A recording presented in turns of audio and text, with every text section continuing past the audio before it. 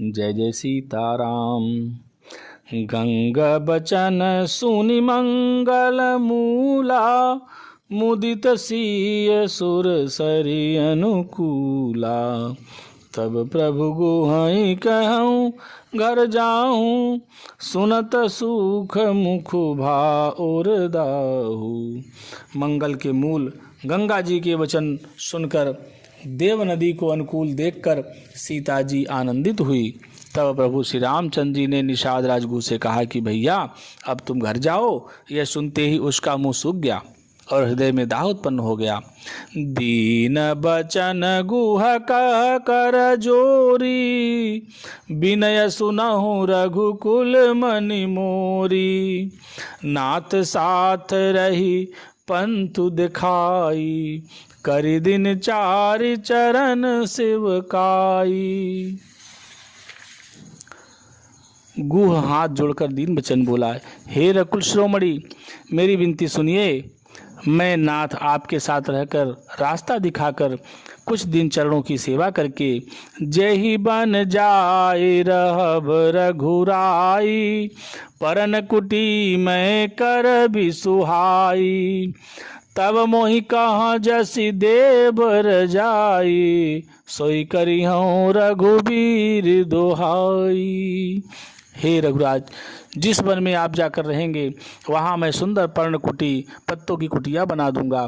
तब मुझे आप जैसी आज्ञा देंगे, मुझे हे रघुबीर आपकी दुहाई है, मैं वैसा ही करूँगा। सहज स्नेह राम लखितासु, संगलीन गुह हृदय हुलासु। पुनि गुह ज्ञाति बोली सब लीन्हे, करि परितोष सुविधा तब कीन्हे। उसके स्वाभाविक प्रेम को देखकर श्री रामचंद्र जी ने उसको साथ ले लिया। इससे गुह के हृदय में बड़ा आनंद हुआ। फिर निषाद राजगुह ने अपनी जाति के लोगों को बुला लिया और उनका संतोष करा के तब उनको विदा किया। तब गणपति शिव सुमिर प्रभु, नाय सुर सरि हिमात। सखा अनुज सिय सहित बन गवन कीन रघुनाथ। तब प्रभु श्री रघुनाथ जी, गणेश जी और शिव जी का स्मरण करके तथा गंगा जी को मस्तक नवाकर सखा निषाद राज, छोटे भाई लक्ष्मण जी और श्री सीता जी सहित वन को चले। ते ही दिन भयउ बिटप तर बासु, लखन सखा सब कीन सुपासु। प्रात प्रात कृत करि रघुराई, तीरथ राजु दीख प्रभु जाई। उस दिन पेड़ के नीचे निवास हुआ। लक्ष्मण जी और सखा गुह ने विश्राम की सब सुव्यवस्था कर दी। प्रभु श्री रामचंद्र जी ने सवेरे प्रातः काल की सब क्रियाएं करके जाकर तीर्थों के राजा प्रयाग के दर्शन किए। सचिव सत्य सदा प्रिय नारी, माधव सरिस मितु हितकारी। चारि पदारथ भरा भंडारू, पुण्य प्रदेश देश अति चारु। उस राजा का सत्य मंत्री है, श्रद्धा प्यारी स्त्री है और श्रीवेणी माधव जी की शरीखे हितकारी मित्र है। चार पदार्थों धर्म अर्थ काम और मोक्ष से भंडारा भरा है और वह पुण्य में प्रांत ही उस राजा का सुंदर देश है। क्षेत्र अगम गढ़ु गाढ़ सुहावा, सपने हूँ नहीं प्रतिप छिन पावा। सेना सकल तीरथ बर बीरा, कलुषयनी कदलन रन धीरा। प्रयाग क्षेत्र ही दुर्गम, मजबूत और सुंदर गढ़ है, जिसको स्वप्न में भी पाप रूपी शत्रु नहीं पा सके हैं। संपूर्ण तीर्थ ही उसके श्रेष्ठ वीर सैनिक हैं, जो पाप की सेना को कुचल डालने वाले और बड़े रणधीर हैं। संगम सिंहासन सुटि सोहा, छत्रुवखय बटु मुनि मन मोहा चमर जमुन अरु गंग तरंगा देखी होई दुख दारिद भंगा।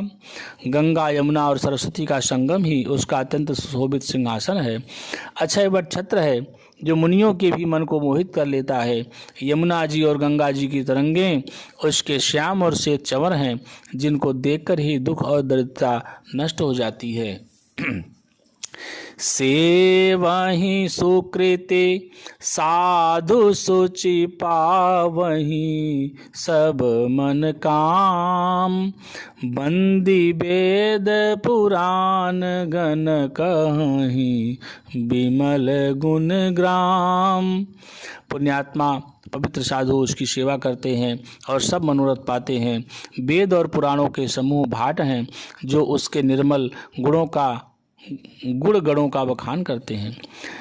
को कही सकई प्रयाग प्रभाऊ कलुष पुंज कुंजर मृगराऊ असती रथपति देखि सुहावा सुख सागर रघुबर सुख पावा।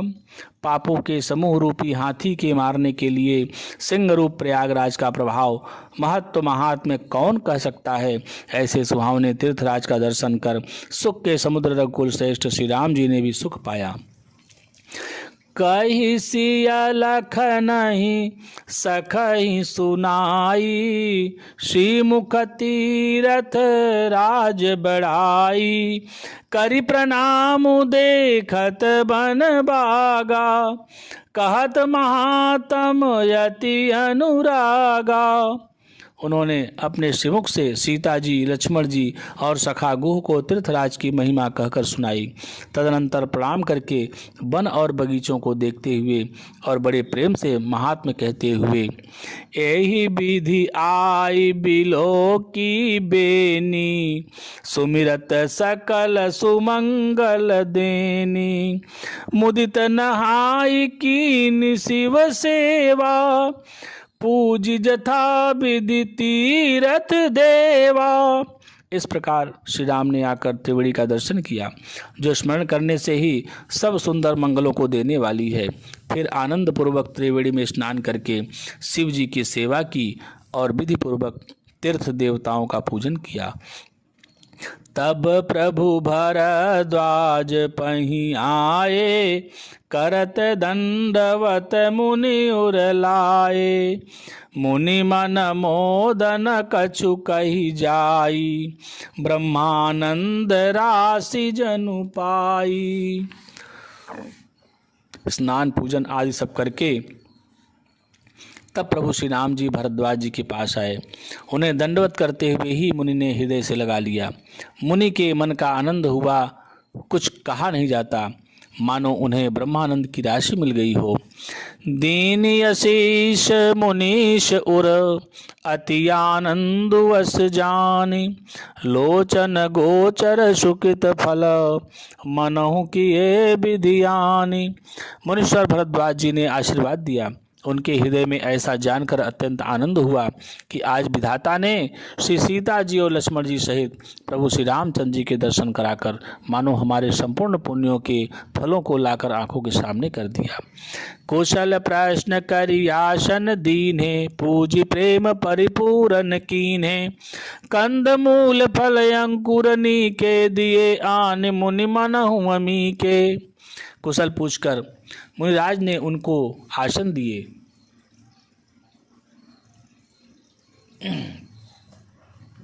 और प्रेम सहित पूजन करके उन्हें संतुष्ट कर दिया। फिर मानो अमृत के ही बने हों ऐसे अच्छे अच्छे कंदमूल फल और अंकुर लाकर दिए। सिया लखन जन सहित सुहाए अति रुचि राम मूल फल खाए भये विगत श्रम राम सुखारे भरद्वाज मृदु बचन उचारे। सीता जी, लक्ष्मण जी और सेवक गुह सहित श्री रामचंद्र जी ने उन सुंदर मूल फलों को बड़ी रुचि के साथ खाया। थकावट दूर होने से श्री रामचंद्र जी सुखी हो गए। तब भरद्वाज जी ने उनसे कोमल वचन कहे। आज सुफल तपु तीर्थ त्यागु, आज सुफल जप जोग विरागु, सफल सकल शुभ साधन साजू, राम तुमहि अवलोकत आजू। हे राम, आपका दर्शन करते ही आज मेरा तप, तीर्थ सेवन और त्याग सफल हो गया। आज मेरा जप, योग और वैराग्य सफल हो गया और आज मेरे संपूर्ण शुभ साधनों का समुदाय भी सफल हो गया। लाभ अवधि सुख अवधि न दूजी, तुमरे दरस आस सब पूजी। अब कर कृपा देहूँ बर एहूँ, निज पद सरसिज सहज स्नेहूँ। लाभ की सीमा और सुख की सीमा प्रभु के दर्शन को छोड़कर दूसरी कुछ भी नहीं है। आपके दर्शन से मेरी सब आशाएं पूर्ण हो गई। अब कृपा करके यह वरदान दीजिए कि आपके चरण कमलों में मेरा स्वाभाविक प्रेम हो। करम बचन मन छाड़ी छलू, जब लगी जनून तुम्हार, तब लगी सुख सपने हूँ नहीं, किए कोटि उपचार। जब तक कर्म, वचन और मन से छल छोड़कर मनुष्य आपका दास नहीं हो जाता, तब तक करोड़ों उपाय करने से भी स्वप्न में भी वह सुख नहीं पाता। सोने मोने बचन राम सकुचाने, भाव भगति आनंद यघाने, तब रघुबर मुनि सुजसु सुहावा, कोटि भांति कही सब ही सुनावा। मुनि के वचन सुनकर उनकी भाव भक्ति के कारण आनंद से तृप्त हुए भगवान श्री रामचंद्र जी लीला की दृष्टि से सकुचा गए। तब अपने ऐश्वर्य को छिपाते हुए श्री रामचंद्र जी ने भरद्वाज मुनि का सुंदर सुयश करोड़ों प्रकार से कहकर सबको सुनाया। सो बड़ सो सब गुण गण गेहू, जहि मुनीस तुम आदर देहू। मुनि रघुबीर परस पर नवहि, बचन अगोचर सुख अनुभवहि। उन्होंने कहा, हे मुनीश्वर, जिसको आप आदर दें वही बड़ा है और वही सब गुण समूहों का घर है। इस प्रकार श्री राम जी और मुनि भरद्वाज जी दोनों परस्पर विनम्र ही हो रहे और अनिर्वचनीय सुख का अनुभव कर रहे हैं। यह सुधि पाई प्रयाग निवासी, बटु तापस मुनि सीध उदासी। भरद्वाज आश्रम सब आए, देखन दशरथ सुवन सुहाए। यह श्री राम, लक्ष्मण और सीता जी के आने की खबर पाकर प्रयाग निवासी ब्रह्मचारी, तपस्वी, मुनि, सिद्ध और उदासी सब श्री दशरथ जी के सुंदर पुत्रों को देखने के लिए भरद्वाज जी के आश्रम पर आए। राम प्रणाम कीन सब काहू, मुदित भय लहि लोयन लाहू। देहि शीस परम सुख पाई, फिरे सराहत सुंदरताई। श्री रामचंद्र जी ने सब किसी को प्रणाम किया, नेत्रों का लाभ पाकर सब आनंदित हो गए और परम सुख पाकर आशीर्वाद देने लगे। श्री राम जी के सौंदर्य की सराहना करते हुए वे लौटे। राम कीन विश्राम निशि, प्रात प्रयाग नहाय। चले सहित सिय लखन जन, मुदित मुनि सिरुनाय।